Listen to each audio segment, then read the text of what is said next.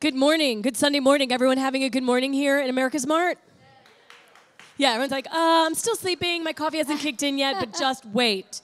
You're going to love what we have today. My name's Holly Furfer, and I'm so excited to introduce you to Lisa Caponigri. I'm trying. My Elisa, my friend, Italian friend back there, gave me the lesson. She's native. I like she that. knows. Exactly.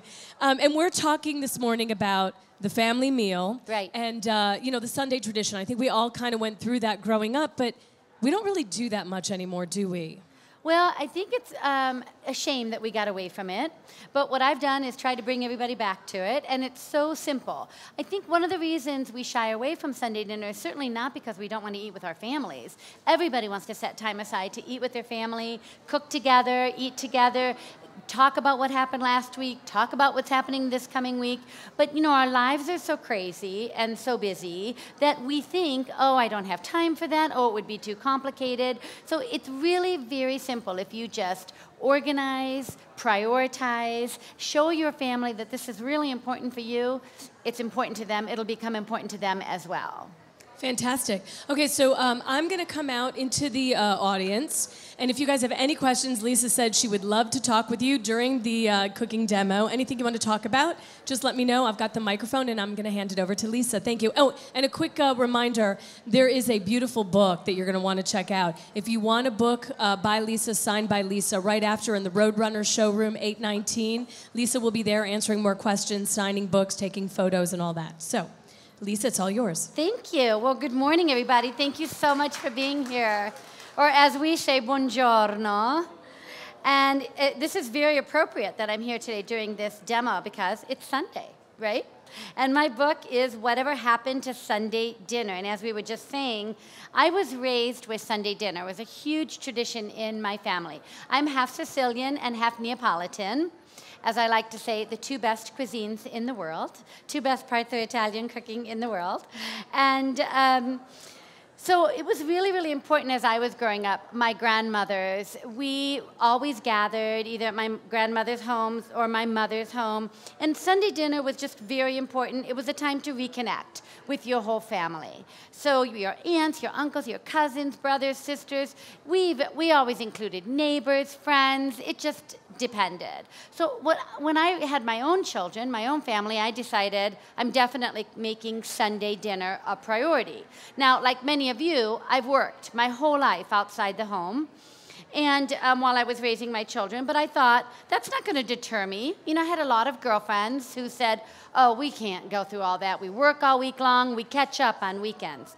Well, I decided I was going to catch up on Saturdays, but this was not going to interfere. Working was not going to interfere with my Sunday dinner tradition. And I have to tell you that my children are all grown now.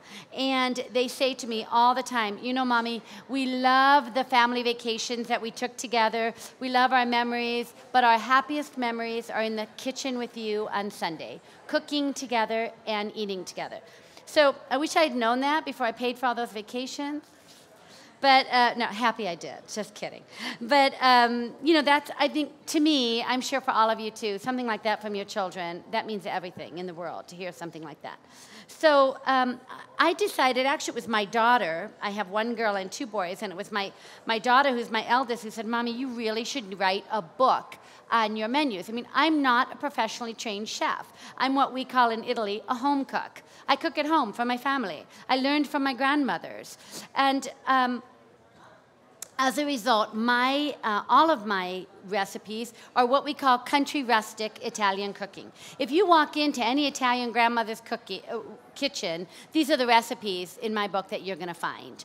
But what we do a lot in Italy that's a little different than in this country for our Sunday dinner is we always have menus. Italians are famous not just for one course, but for their menus, because as many of you know, we eat 5 courses. Now, what are the 5 courses? They're antipasto, which is what I'm making for you today. And antipasto means literally, anti means before, pasto means meal. It doesn't mean pasta. Okay, so pasto and pasta are two different words, which is why I kind of laugh when I see the word antipasta. What is that?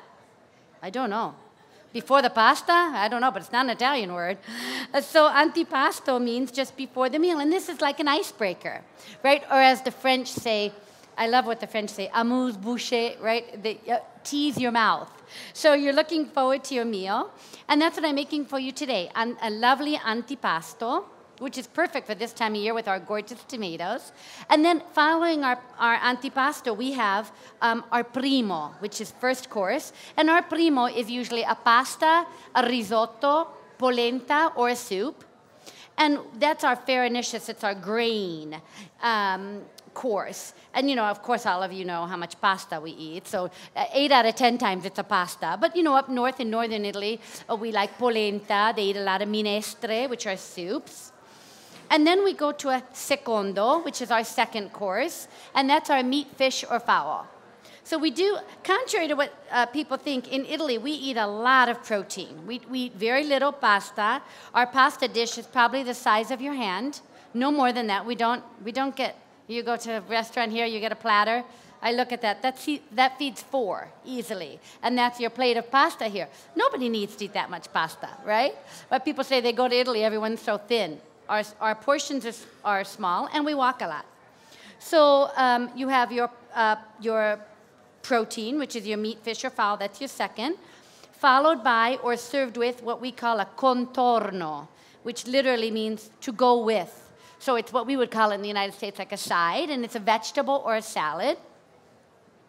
And then we finish off our meal with, of course, a dolce. We Italians love our desserts, but our desserts are not gooey and heavy. They're light and delicious and very seasonal. Now, that's another thing about Italian menus. Italy is the cuisine of Italy is, 2 factors are very important, regionality and seasonality. So in my book, Whatever Happened to Sunday Dinner, which I like to tell everyone is the only cookbook on the market organized according to 52 Sunday menus. You get 5 courses every Sunday, the menu that I just described, from antipasto to dolce. And you never repeat 1 recipe.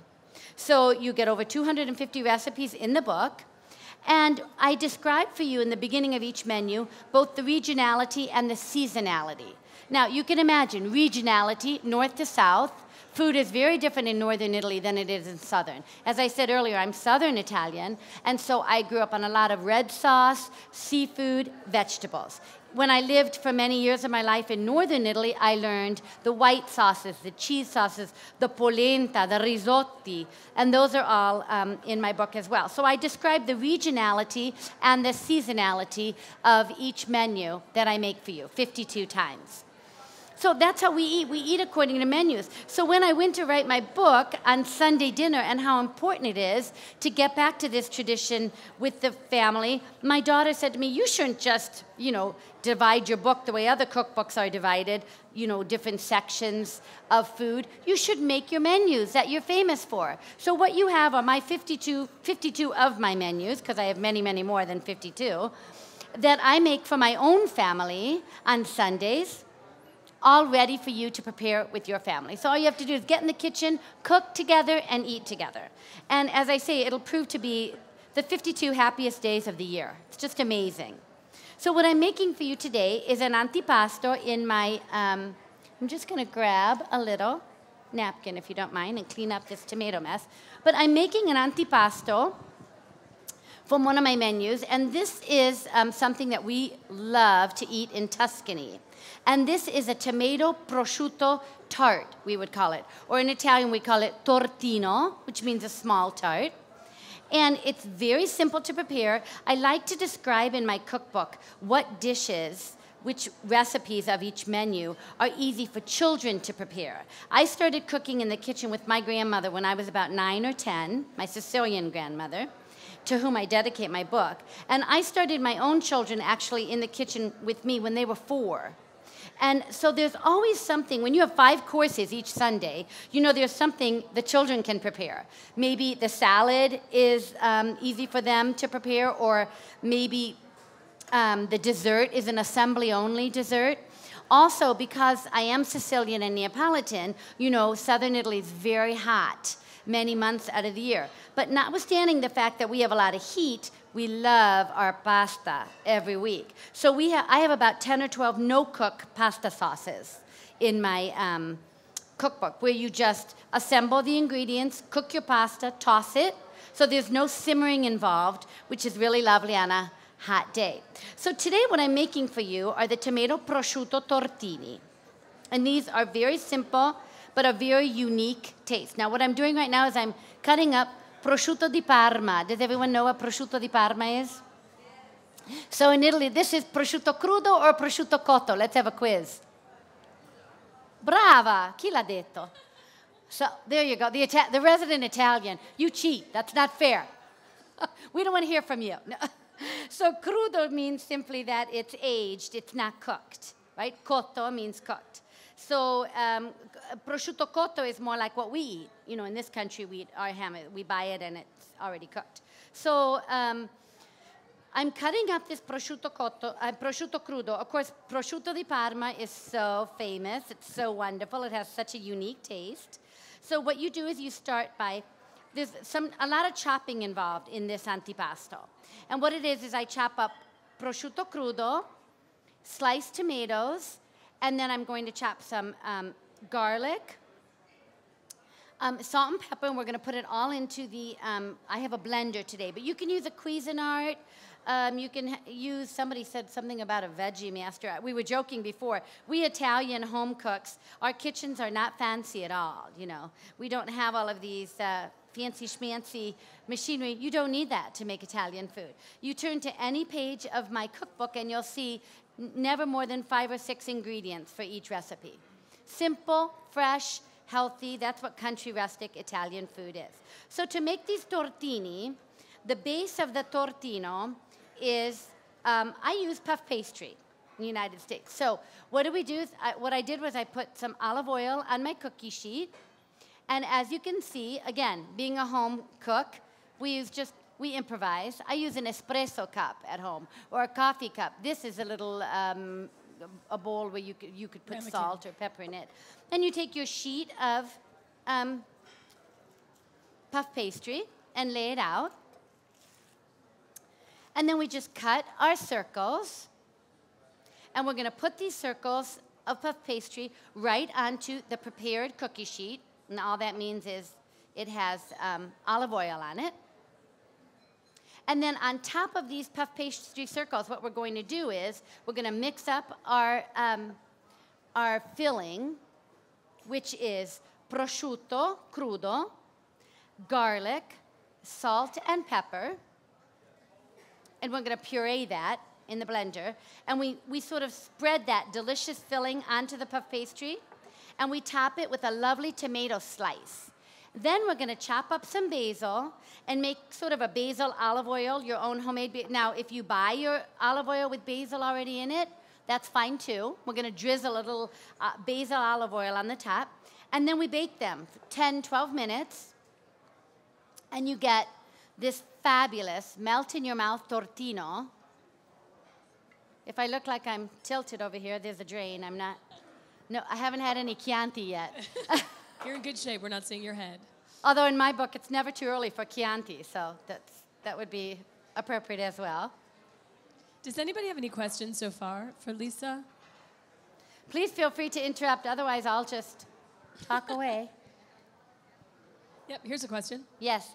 Oh. When you say antipasto, does that mean just the meat and vegetables and stuff like that, or does that mean... I've just seen different things on different menus, and that's it a comes really out good different question. each time. No, so no, I'm that's a not very sure. good question. The word antipasto means, I guess, you know, we could equate it to appetizer. Okay, so it means before the meal. So if I understand your question correctly, you're asking, does it have to do with what you're preparing? Is that what you mean? No, it doesn't. It has to do with the fact that this is the first thing that we like to eat. Now, you can eat your antipasto. Of course, we Italians eat anywhere, you know that. But you can eat your antipasto in one of two places. Some people in Italy like to take their antipasto maybe in their living room, or if it's a nice day outside with a little, because this is Sunday dinner we're talking about, so we're not in any hurry, with a little glass of either wine or Prosecco. Everybody know what Prosecco is? It's become terribly popular in this country. It's a fabulous, very light, bubbly white wine, and it's in in Italy, we drink it only before a meal. You would never drink Prosecco during a meal or after. It's for before the meal. And it's actually from up by the Veneto, by the Venice region. And so yes, we start our, and so we either eat our antipasto outside or maybe in the living room. But, you know, then there are other people who like to pass their antipasto at table. So in my cookbook, depending on the antipasto, I actually mention, well, this is a nice one to be passed at table, maybe if you really require a fork or a spoon to eat it. And then if it's more like a finger food antipasto, it's kind of fun to do it in your living room or even in the kitchen when you're all cooking together. Remember that Sunday dinner in the Italian tradition is not just, you know, getting to the table. That's a huge part of it, of course, because, you know, it's a wonderful, research has shown in this country that eating with your children really promotes open lines of communication between parents and helps them in so many ways, academically, socially. It's so wonderful to eat together. The bonds that you form are lifelong and amazing. But, you know, sometimes, I mean, we really believe in Italy that the day begins much earlier. And I explain this in my book. The day begins cooking together. So a lot of people, like in my household, because my children can't wait to have the antipasti, a lot of times we eat our antipasto while we're cooking. You know, you can pass it around while you're preparing the other courses. And I mention that in my book, too, when it's an antipasto that can be passed around. So, you know, it's a very, again, this is country rustic Italian cooking. It's very easy, whatever works for you and your family. That's what matters. The point is to just be together, cook together, and eat together. And it doesn't matter how you do it. That's why my recipes are so great because, as I said, they're country rustic recipes. There's nothing fancy about them. They don't take hours. There are very, very few recipes in my book that take longer than 30 minutes to prepare. Maybe I have a Christmas Eve menu in there. I have a Christmas Day menu, and I have my Easter menu. All right, those are going to take, you know, a little bit longer, of course, because you've got a stuffed leg of lamb, and you've got timballo, and things like that. But most country rustic Italian recipes, 5 or 6 ingredients, certainly doesn't take you more than 30 minutes to prepare. Yes? Lisa, what would you do with your scraps of puff pastry? Would you... I said that earlier to somebody before we started. I would never discard these. I'm sure none of you would either. I mean, because I'm doing a cooking demo and putting on the Ritz today, I'm not going to wad these up and roll them out. But usually I just make a ball and I either put it back in my freezer and then roll it out, and I would use it, and I have about 5 or 6 of these in my cookbook. We call them torte salate, and that means it's kind of like an Italian quiche, if you will, but they're lower, and we maybe put some vegetables on them, but I would use it as my crust for that. Certainly, we don't throw anything out in Italy. We're very, very, you know, we use everything. We don't. That's how minestrone was born. You know, our soup minestrone was born from leftover vegetables, to be perfectly blunt. And so, no, I would never throw out that wonderful puff pastry. Yes? I have another question. Sure. Marcella Hassan says that when the Italian food crossed the Atlantic, something terrible happened to it. And what do you think is one of the worst things that we do with our Italian food in this country that we need to stop doing? That's very easy for me to answer. We put too many ingredients together. Country, rustic, Italian food, all Italian food. I don't care what you want to call it. If you want to eat at a 4-star restaurant in Milan, or you want to eat at a trattoria on the countryside of Chianti, outside of Tuscany, none of them, I guarantee you, none of them will have, let me see if I can remember what I've heard on the television. Pasta Alfredo with chicken and pine nuts and sun-dried tomatoes. And I don't know, did you have anything else in the kitchen you wanted to get rid of? What is up with that? Like, I just named probably 6 different pasta sauces all together in one. That's not how we eat. What is the purity of Italian food? The purity is tasting the goodness of each ingredient. Why do we pride ourselves on fresh, delicious, seasonal, healthy ingredients so that you can taste them, so that you can enjoy them, and so you can benefit from them. We don't want to put, you know, the more the merrier in a plate. First of all, you don't taste, you know, the deliciousness of each ingredient. And secondly, you lose the purity of that dish. I mean, there's nothing like my, for example, I have a dessert in my cookbook. It's pine nut cake. There's nothing more fabulous than tasting the rich, buttery flavor of pine nuts. Nothing else. It's pine nuts and butter and flour. You don't need to add walnuts, almonds. You know, people take it and they want to add all of these other things. So rustic country Italian cooking, all Italian cooking, is just pure, healthy, delicious food. So we want to taste it. So that would be my one, I don't want to call it a criticism, but that would be my one comment, that we need to respect the purity and goodness of our ingredients. And it's so great that now in the United States, you know, we have so many farmers markets, and we're all into, you know, shopping regionally and eating sholo, shopping locally and buying our, it's so wonderful because we get the benefit of these fabulous vegetables at the proper time when they're supposed to be eaten. So, you know, that's what we do. We like to highlight. In Italy, we highlight the one or two ingredients of that dish.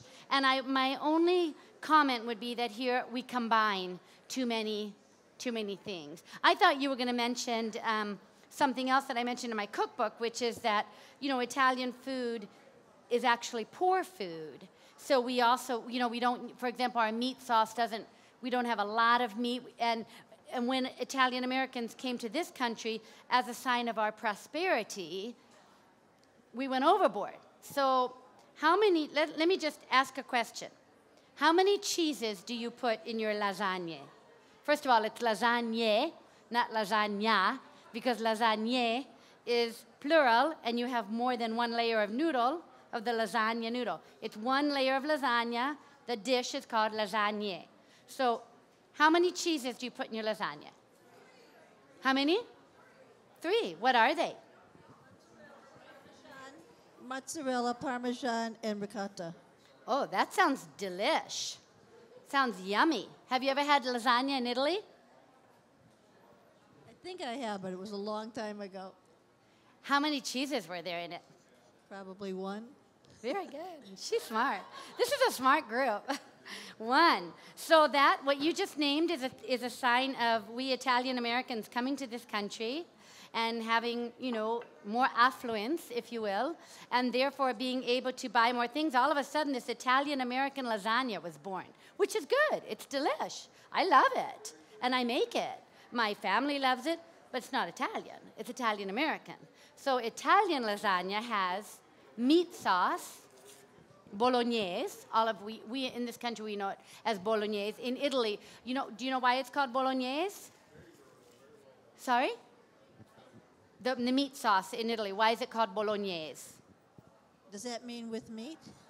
Well, it means with meat, yes, but why does it have bolognese has nothing to do with the word meat. Meat in Italian is carne. So why, anybody know the town of Bologna? Which is the culinary capital. I mean, the food from Bologna, Emilia-Romagna, is out of this world. That's the invention of white sauce like bechamel. But in any event, it has bolognese, which those of us who are from the south of Italy, we call ragu. Not the stuff that comes in the jar. No, no, no, no. Wipe it out up there. No, no. Real ragu. That's our homemade meat sauce. It's in my cookbook. My Neapolitan grandmother's ragu. I've had so many people write to me and say their children won't eat any other meat sauce now, to which I respond, of course they won't, right? It's delicious. So lasagna in Italy is ragu, our meat sauce, or bolognese, depending on where you're from, and parmigiano, that's all, Parmesan cheese, and the noodles. That's it. Nothing else. And what happens is you taste the meat sauce, you taste the Parmigiano, and you taste the noodles. You're not overwhelmed by all the cheeses. Okay, so what I have now are all of my circles cut. I like to use like a 4-inch. In the book, I say about 4-inch, but any size. You want to make them bigger, you certainly can. And I have my tomatoes sliced to put on top. So now what I'm going to do is I'm going to take my prosciutto that I've chopped, And I've just roughly chopped it because we're putting it in here. Not too much sure how much I should put in here at a time, so we'll try with this and see how it goes. And then I'm going to put some salt and pepper. And of course, I always use sea salt. How many people here use sea salt? So good for you because your body expels what it doesn't use, so you don't have all the negative. Of course, I'm half Sicilian, and I'm not ashamed to say we believe we have the best sea salt in all of the Mediterranean. I'm not alone in believing that. Many people think that. My grandmother's actually from the town right next to the salt pans. And I'm going to throw in a few garlic cloves. Depending, again, once again, this is a taste. Some people like a more garlicky, pungent. These are really good when they're nice and garlicky. And we'll put in some olive oil. And then we're just going to pulse this. So this, you don't want this to get liquidy. We just want it to get kind of to a nice chunky mixture. Let's hope I can figure this out. All right. Let's see what we want to do here. There we go. So we're just going to...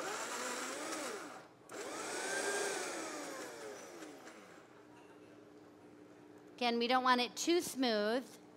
I like it kind of chunky. Let's stop and put those, get our garlic cloves down so they get nice and mixed up with the prosciutto. There's a question for you, Lisa. Sure. Lisa, did you make the basil olive oil? How much basil did you put in your olive oil? I do. I mean, again, that's a matter of taste. But I'm going to make a little right now while they're baking. And all it is just chopped up fresh basil. I like it really kind of chunky. You know, I like my basil olive oil kind of chunky. So it just depends really on how much you want in the, how much flavor, how much basil flavor you want. More delicate or not. Like for salad, I like a very delicate basil olive oil. I don't like a really strong taste. So these aren't chopping too much. I might hand chop some of the garlic. But basically,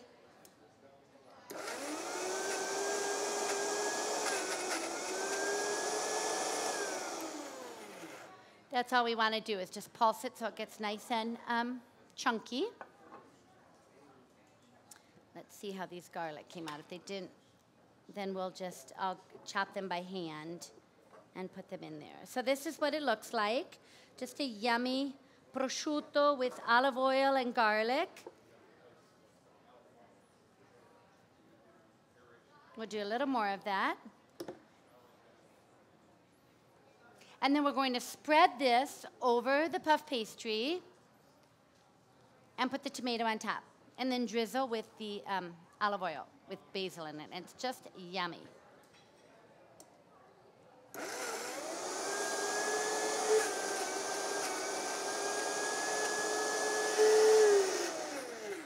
a little olive oil in here to get it going. There we go.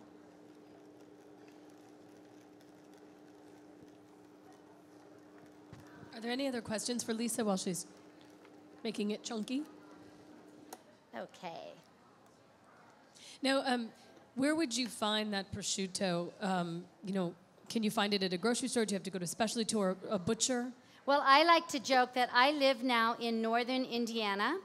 If I can find prosciutto, anyone on the planet can.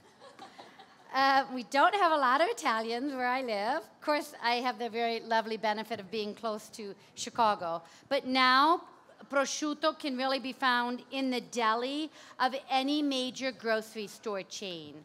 Of course, I'm sure in a city, like Atlanta, but any big city, or even not, I think you can find it anywhere in any grocery store chain. It's so easy to find now.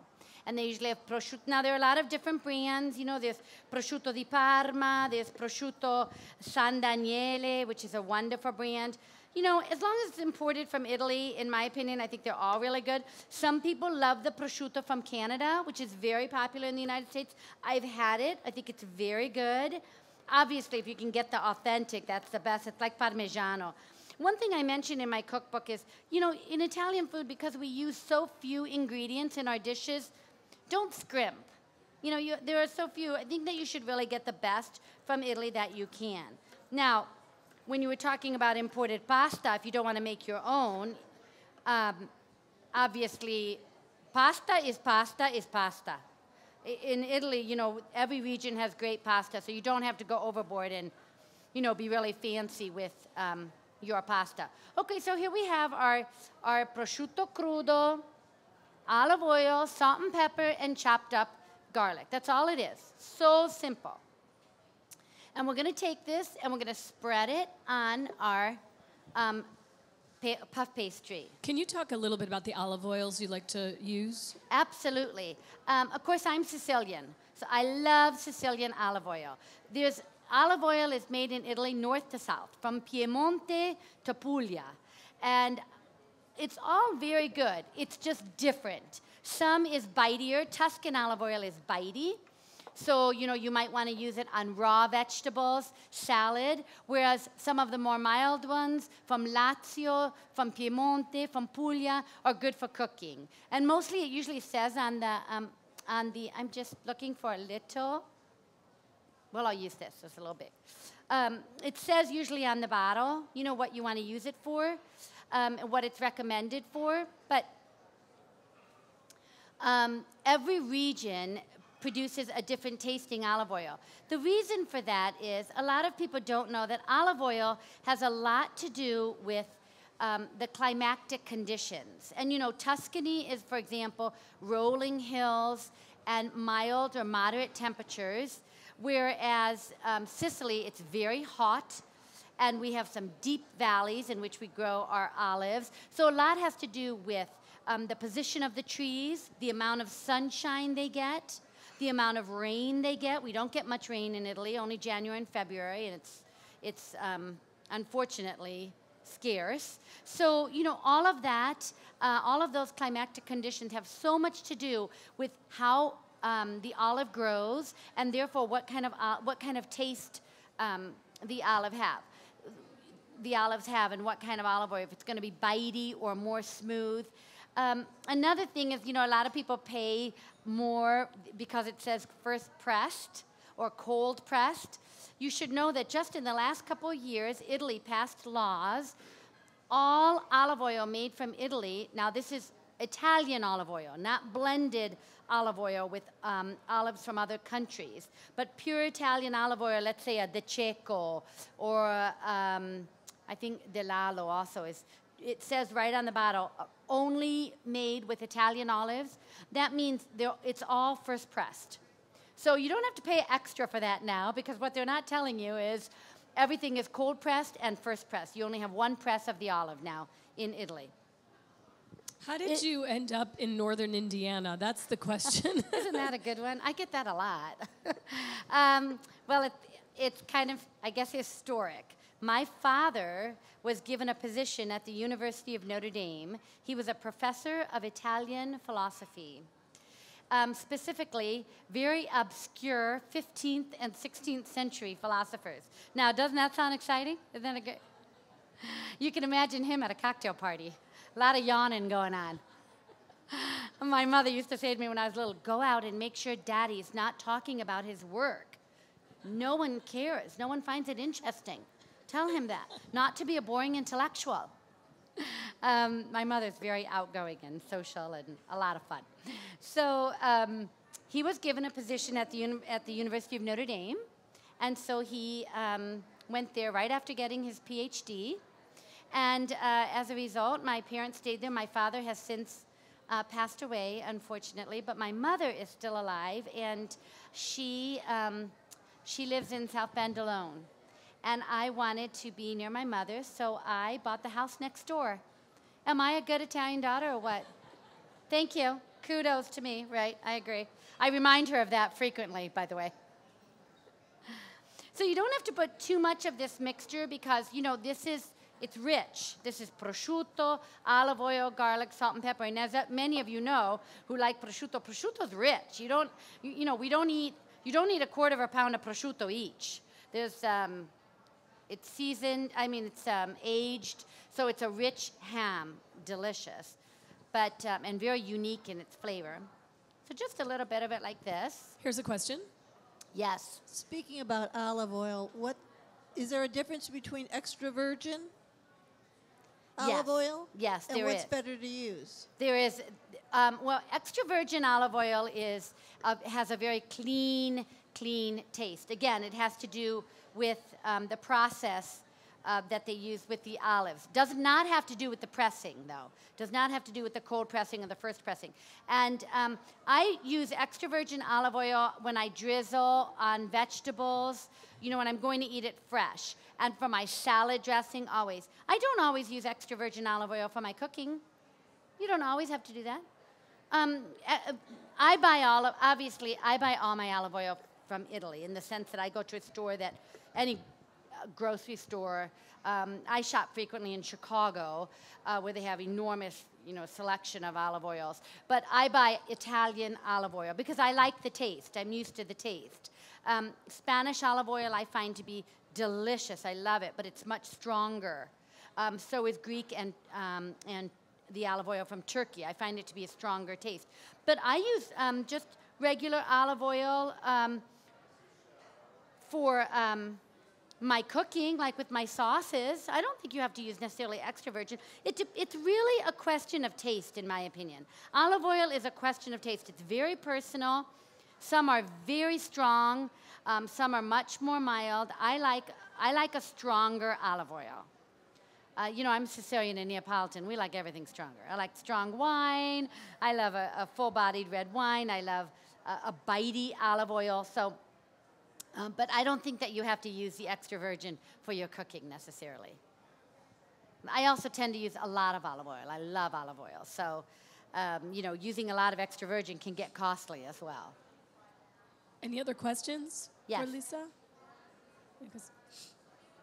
Living next door to your mom, what are Sunday dinners like now in your neck of the woods? Sunday dinners in my family are always crazy, so that has not changed. No, it's really nice because my children are all grown, but they still live with me. Wait, did I say I was Italian? Yeah, that's. And my daughter's pursuing a graduate degree, so I'm thrilled that they live with me, don't get me wrong. But, it's really wonderful for my mother to be so close to her grandchildren for as long as she can. So we really love it. I mean, they're crazy, they're loud, they're insane, everybody in the kitchen, but I would not trade it for the world. They're wonderful.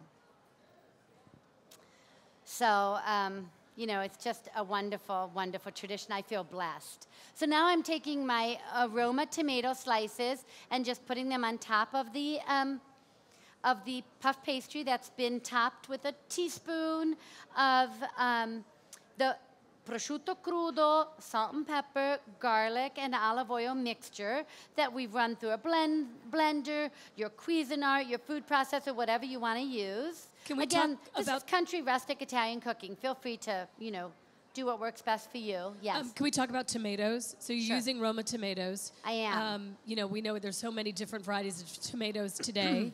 Would you talk a little bit about tomatoes, too, because it's so quintessential to Italian cuisine. And also, we have heirloom varieties, and you have different types, and we have seasons. Yes, I use Roma tomatoes on this dish for a couple reasons. First of all, literally from a visual and a practical standpoint, they fit. If you were to slice a giant tomato on top of this, it'd be hanging off your puff pastry. Also, Roma tomato, I love Roma tomatoes. I find them to be juicy and tasty, and quite frankly, from a cost standpoint, they're usually one of the least expensive tomatoes, and you're going to bake them. Roma tomatoes, I use Roma in my caprese salad. In my book, I have baked caprese, cooked caprese salad, which is very rare. It's very popular in Italy. You rarely see it in America. It's delicious because the mozzarella melts with the tomato and the basil, and I use Roma. Most people don't use Roma tomatoes with their caprese salad. I do. I love the taste of them. But, in Italy, we have a lot of different tomatoes. In my book, I explain in my opinion, the only tomato that you should use for really good tomato sauce is the San Marzano. San Marzano is a very small, tiny town outside of Naples, about 20 minutes from my father's hometown.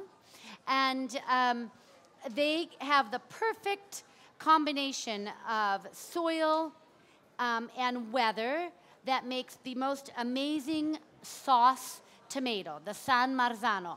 It looks like a Roma tomato, but the difference is, oh, here. Do you see how the Roma tomato has a rounded bottom? The San Marzano is shaped like this with a point, kind of a point that goes sort of to an edge. Almost looks like a teardrop, if you will. And that's the San Marzano. Now, you can eat them raw. They're, in my opinion, they're bad. They're really, the point of a San Marzano is for sauce. I mean, they're just a fabulous, they give a wonderful, rich, full taste to the sauce. So in Italy, everybody uses San Marzano tomatoes. And then, of course, we have what we would call in the United States, I guess, you know, a beefsteak tomato. We have this in Italy as well. We call them country tomatoes.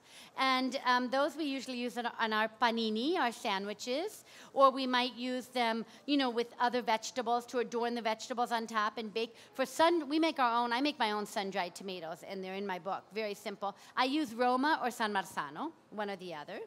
Right now what I'm going to do is I'm just going to roll and chop some basil, and I'm going to make my basil olive oil. Again, very rough chop, because this is just country rustic. As I said, should look like you made this in your grandmother's kitchen with her. That's certainly enough. This basil I can smell is very strong, delicious. Just smells so good. Just going to use a little dish here. And so, you know, again, the taste depends on how strong you like it. But this smells to me like it's pretty strong, this basil. So I'm not going to use too much of it.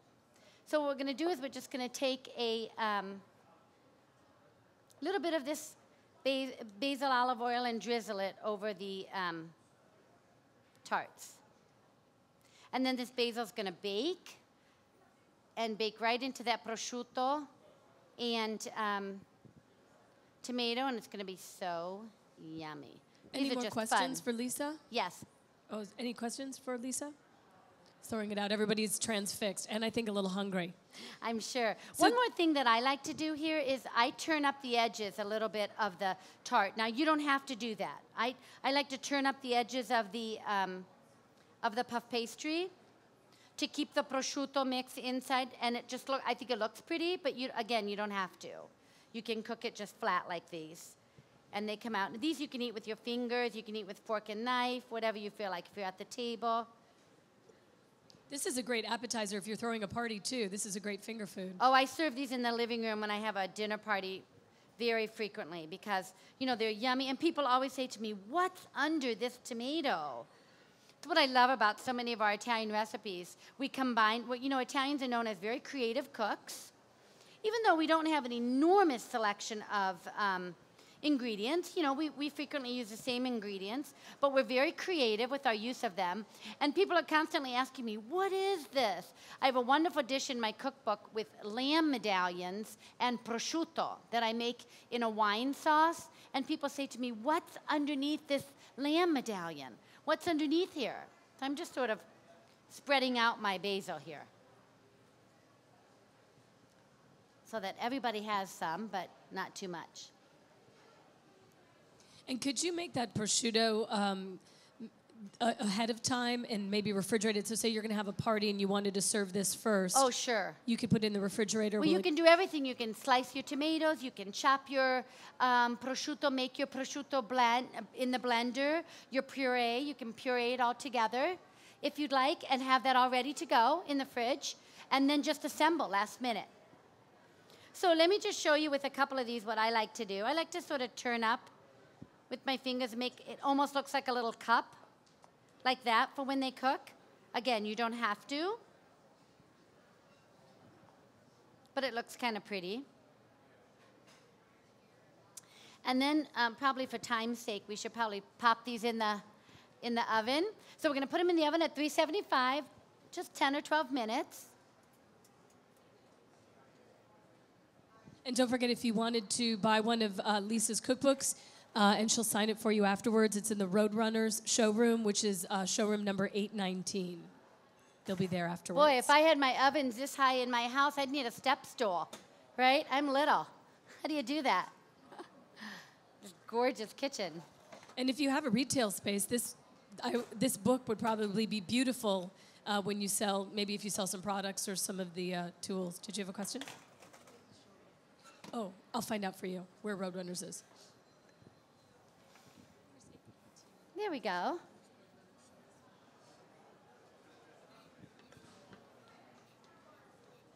So that's all there is to it. It's an assembly. Antipasto, the members of your family, depending on their ages, anybody could put that together. It's chopping using a blender or a Cuisinart, cutting out your puff pastry. Even, a high schooler, children can do that. So that's something that they can be doing while you're making the tomato sauce or you're making your secondo, which is your meat, fish, or fowl. So every menu in the book, there's something for everybody in the family to do. And that's the point, is just get back in the kitchen, cook together, eat together, and have wonderful, delicious Sunday menus and build incomparable memories, really, just irreplaceable memories together. You were asking about where the showroom is, so it's directly behind us. When you leave the kitchen, go all the way down to the end of the hallway and make a right, and you'll see Roadrunners, 819. Yes, here's a question. Are we timing this? Yes. Oh, that's perfect. It'll be ready right at the end. Lisa, do you grow your own herbs? Well, I used to. I don't anymore. I just don't anymore. First of all, where I live, it's problematic. Again, everything about northern Indiana is problematic. But why am I there? My mother. I love my mother. But no, I don't anymore. And now we're so lucky, again, farmers markets. I live in this small town, and we have the most amazing year-round indoor farmers market. I can get herbs all year round, vegetables. So, we just don't have to anymore. But I used to have a huge herb garden and vegetable garden, and I love doing that. I love gardens, but it's great if you can. How fun is it to go out and just pick what you want to use that day? And of course, everybody in Italy does. So. Lisa, I have a question. Yes. What made you decide? I know Sunday dinner is important to you, but what made you decide that you wanted to write this book? Because when people sell it in their retail stores, they like to be able to tell people that it was written by Lisa Caponigri, and why? Why yes. a cookbook? I really wrote this book because of my children. And I wrote it because when I was raising my own children, I have a rule. Sunday, we're home. That's what I was raised with. Now, you can't go anywhere, but you may invite anybody you'd like to join us. And I had people, my children's friends all the time. Love them all. I love that they come to my house. And they would always say, "You eat like this every week? Your mom makes food from scratch? You're in the kitchen?" And I'd say to them, "You're in the kitchen too. You're going to eat with us. Come on in." Maybe they'd get there half an hour before we were going to eat, so they only did little things. Some of them came hours before and enjoyed the whole process. During the week, I would get phone calls from parents. "What did you have for dinner on Sunday?" "What? My daughter says she cooked with you." "What did she do?" "She can't cook." "Oh, yes, she can. She cooked with me." So I just felt, it was my daughter again who said, "Gosh, I feel so badly. So many other people don't have this time at Sunday dinner." And I saw how my children's friends loved this time. We had so much fun. And I loved the fact that they went home and told their own parents about this. And so many of their mothers would say to me, "Oh, I would love to do that, but I don't have menus. I don't have, I don't cook very much." And I would always give them my recipes. And I like to point out that Italian cooks, we're not like the French. We're very generous with our recipes. We like to share. Anyway, that's how it started. I saw this reaction from children and their families. And then when my daughter said to me, "Mommy, you should really write a book with your menu, specifically with Sunday menu, so that people have your menu that they can, your lamb menu, your Tuscan menu, your Sicilian menu, whatever it might be, that they can enjoy." And I thought, you know what? She's right. I should. And I had shall we just call it a significant birthday? And I'm not saying anything else. And how when you have those, you say, "Oh, I'm having one of those aha moments, epiphanies. I think I'll do this." And I did it. And I'm really very gratified, so gratified at the reaction that the book has had from people, because they love I do a lot of book signings, but I do a lot of festivals. I do a lot of grassroots events because I love those. And people come up to me and say, thank you so much for organizing the menu. I love to cook, but I never would have known how to do that. Or, I really wanted, it's so much fun to have my whole family in the kitchen with me. So I think we really, really wanted a book like this, organized in this manner. We really want to cook with our families. We really want to spend time with our families. But let's face it, we're all super, super crazy busy. And, it's something that you have to carve out and something that you have to decide to make a priority. So if I can make it any easier for people, I'm certainly going to do that. Yes. Lisa, you said you had a lot more than 52 Sunday dinners. When will we see the next book? Oh, I like that question. Very good question. Actually, I'm hoping at the beginning of 2014.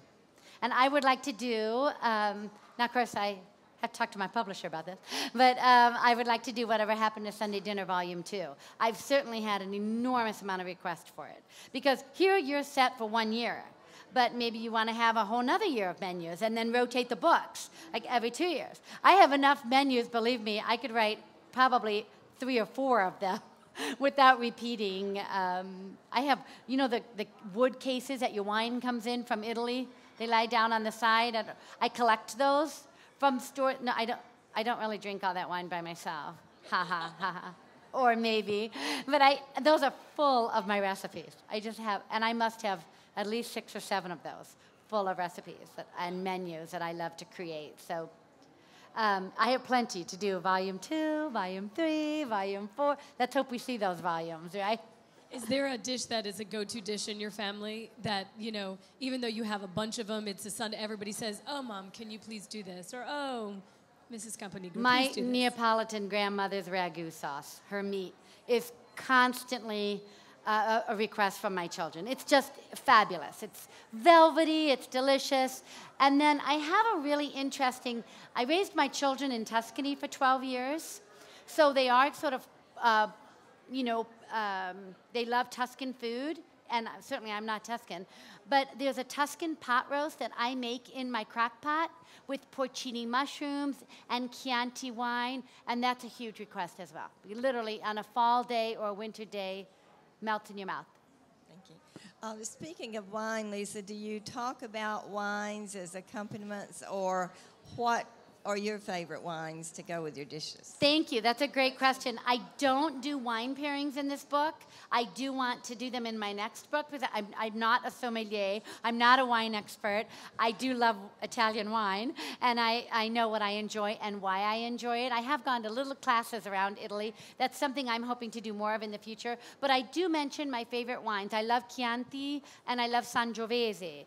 Chianti is a region in Tuscany. It's not a grape, and Chianti wine is comprised of 4 grapes. One of those grapes is the Sangiovese, and I think Sangiovese is just a wonderful, it's kind of like a red table wine. I'm not, a fancy red wine. I drink mostly red wine other than Prosecco. I do love some of the Brunellos that are more high-end, some of the Barolos. I have a wonderful beef braised in Barolo wine that's from the Piemonte region. And then from my beloved island of Sicily, we have what's called Nero d'Avola, which I don't know if any of you read Wine Spectator or Food and Wine, but over the last 2 or 3 years, Nero d'Avola has become a highly respected wine. Literally, a top-notch Nero d'Avola from Sicily you can get in this country for $7.99. And I would tell you, don't pay a penny over that. It's a wonderful wine, and it goes with at least 50% of my dishes in there. It's sort of a southern version of Chianti, if you will, because it's a full-bodied red wine and dry. So I talk about wines in the book and what I like to drink with some of the dishes or how I use them in cooking. In Italy, we never cook with a wine that we wouldn't drink out of the bottle. Well, out of a glass. Out of the bottle. But we never, we don't have like, oh, this is cooking wine and this is drinking wine. No, we drink we cook with what we would drink. Because after all, what you put into your food determines what your food is going to taste like. So we're very, very picky on our primary ingredients. and what we put in. A few ingredients, 4 or 5 for each recipe, but quality ingredients. So I do talk about them, but I don't do pairings, if you will. So I hope to do that in the future. Let's take a peek. Oh, these get nice and fluffy because, you know, it's puff pastry, so they get nice and high. The ones down below are getting a little higher than the ones in the top oven. And again, don't forget, Lisa does have her book, Whatever Happened to Sunday Dinner, at Roadrunner, showroom 819. So just walk behind us, end of the hall, make a right. A couple of people just walked in. When you reuse the puff pastry, does it puff again? If you Oh, roll yes, it it out? puffs. Again, Yes? what I usually do is I roll it into a ball, and then I put it back in the freezer, because rarely am I going to use it, you know, the same day that I used it before. And then I roll it out. Perfect. It puffs beautifully. Talk about when you make your sauces. Can you make your sauces and then can them, so to speak, keep them for a while? Do they keep for Yes, a bit? I'm not a big canner, but I'm a big freezer. So I freeze my sauces all the time. And I mentioned that in the book. Most of my tomato sauces in the book are for 8 to 10 people, at least. Sometimes 8 to 12. Like my grandmother's ragu, the meat sauce. And I tell you, every single one of my sauces freezes beautifully. I'm gone this weekend. I left frozen ragu for my children to have last night, to take out. When I travel, I do that all the time for my family. So absolutely, you can freeze all of my sauces. And I even tell you in my book, you know, it's the medallions with prosciutto, and I do the wine glaze. Frequently, there's extra wine glaze. I make too much of it. You can freeze that. I mentioned that in the book. Take it out, use it on another lamb dish. In Italy, we don't waste anything. We reuse, and we don't really use a lot of products that go bad, if you will, or that, you know, have to be thrown out, that you can't, if they're stored properly, that you can't use again. So I make some wonderful balsamic reductions for some of my meats. And again, those can be frozen. So yeah, I'm a big freezer. And you talked a lot about meat. Talk about fish, because we know Italy covered by water, so Yes. fish is very prominent. Do you do a lot of that in the book as well? I do. I have an enormous amount of fish dishes. I'm Sicilian and Neapolitan. We live on fish and vegetables in southern Italy. Fish is so plentiful. I have very creative fish dishes. For example, sole roll-ups Italian style, which are made with hazelnut and breadcrumbs and melts in your mouth, and rosemary. I have a couple fish stews. I have wonderful fish pasta sauces, spaghetti, obviously with vongole, the clam, but then with scallops and shrimp. I have also seafood risotto, so lots and lots of seafood dishes. I eat fish probably 4 times a week, 3 or 4 times a week. And everything is Italian, but when you're not cooking Italian, is there another cuisine that you like and you think, this is very similar or so different, I like it? Yeah, and after Italian, I don't cook it, but I love to eat it, is Greek. I love Greek food. I think in another life I was Greek. But you know, I'm half Sicilian, and we were invaded by the Greeks so many times. I probably have a couple relatives from Greece. But I love Greek food. I also love Spanish food from Spain, that now in this country is becoming very popular. We have some wonderful restaurants. And what they do with food, those are my favorite. I'm a Southern Mediterranean kind of girl. What can I say? You know. Any other questions? Can you talk a little bit about pasta?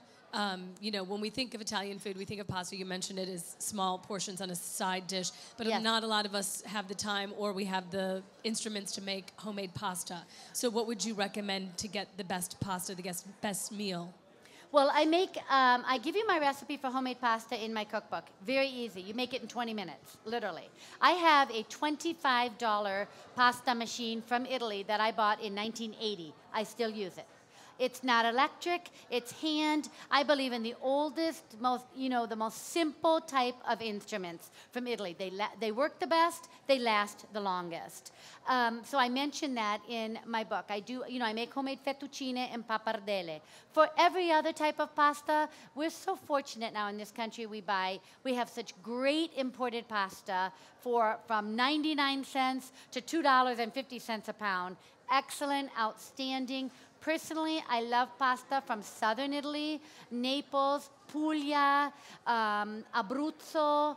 Those are sort of the wheat fields of Italy, if you will. So to me, it's logical to buy your pasta from there. It has, of course, I only cook my pasta al dente, which I explain in my book. 2 minutes less, 2 to 3 minutes less than what it says on the package. Because in Italy, we always, what we say, fare saltare, which means we make our pasta jump. We always put our pasta from the water, 2 minutes or 3 minutes less than what the package instructions say. We put it in our saucepan with our sauce. You always finish your pasta in your sauce. Never do you serve your pasta from the water, drain it, a colander, the scola pasta colander, put it in, pour your sauce on top, take it to the table. You see white on the pasta? No. You want to mix your sauce into the pasta. It should be one dish, not 2 dishes. You don't want to taste your sauce and taste your pasta. You should always mix it and for a couple minutes in the pan and finish. That's what we call the finish of the cooking of the pasta. Another thing is, remember in Italy, and I think a lot of people wonder, why do you have spaghetti, bucatini, pappardelle, tagliatelle? You have all these different cuts of pasta. It's all the same ingredients, flour, water. Why do you have so many different shapes? It has to do with the sauce that you're eating with that pasta.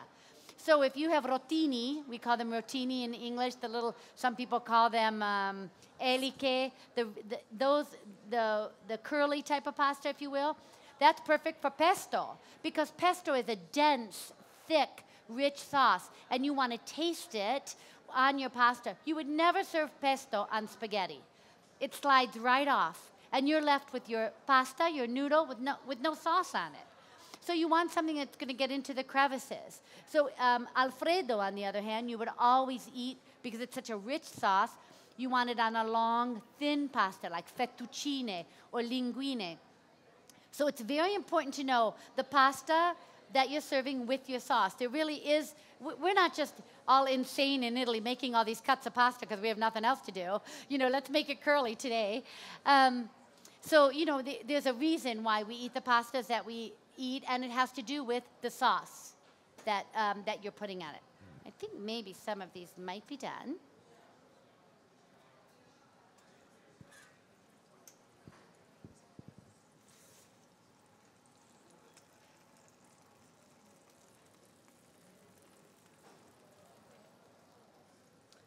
I think we can serve these. Let me look at the top one.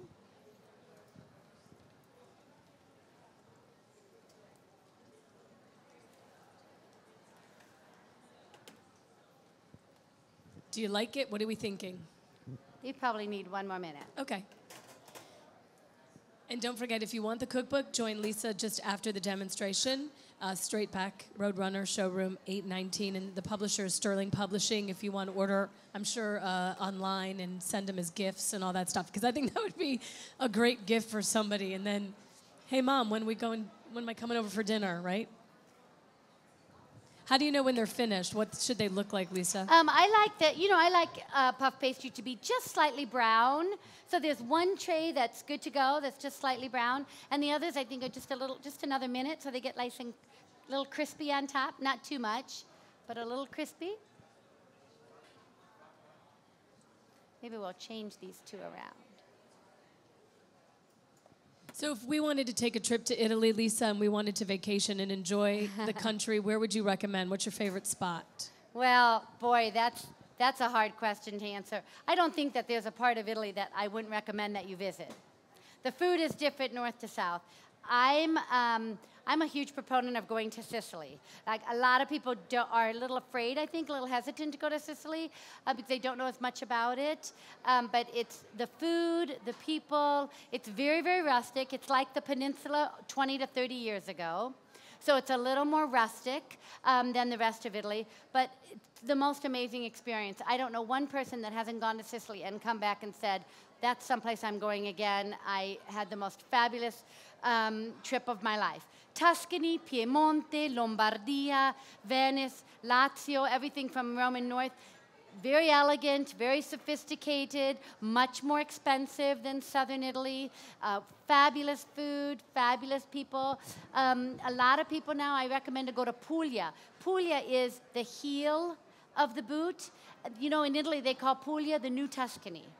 Because, you know, Tuscany has been popular for a good 20 years. And let's face it, Tuscany is very expensive. You know, so Puglia, the food, Puglia is the bread basket of the bread and pasta basket of Italy. So you get incredible food, incredible people, and the architecture. There's a city in Puglia called Lecce, which is called the Florence of the South, because of the amount of art in the city. And I mean art out on the street. I don't mean you even have to go into an art museum. Al frescoes, that's the beautiful thing about Italy. You just walk down the street and you're surrounded by beautiful art. So, you know, I mean, that's like asking to pick your favorite child. It's pretty hard to think. I love all of Italy, north to south. That you sold us on it. But it's very different. I can't pick my favorite child either. I like them all. Okay, I think we can probably try these. Did you want to, Trudy, did you want to?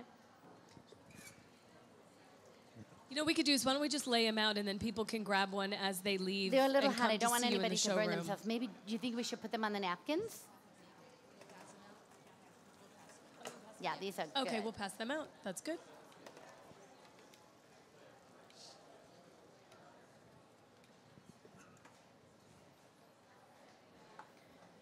Let me move this. We'll put them over there, then people can come. They're probably going to be a little hot, so, well, not probably. They're definitely hot, so be careful.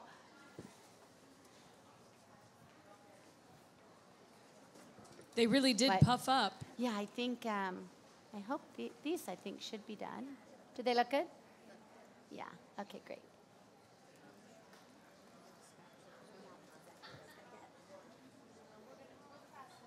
They'll pass them out, actually. Sorry. I'm going to pass them out. There you go. Look at everyone's like, Thank I you. need this. And I see some of my... We're high-class service here in the gourmet demonstration kitchen area. We bring the food to Look you. at that. Somebody lost a tomato here. You don't even have to tip your He waiter. popped right off. That one. And this one, too. Their tomato came out. There you go. So, as we say in Italy, buon appetito. Enjoy. Hope you love them.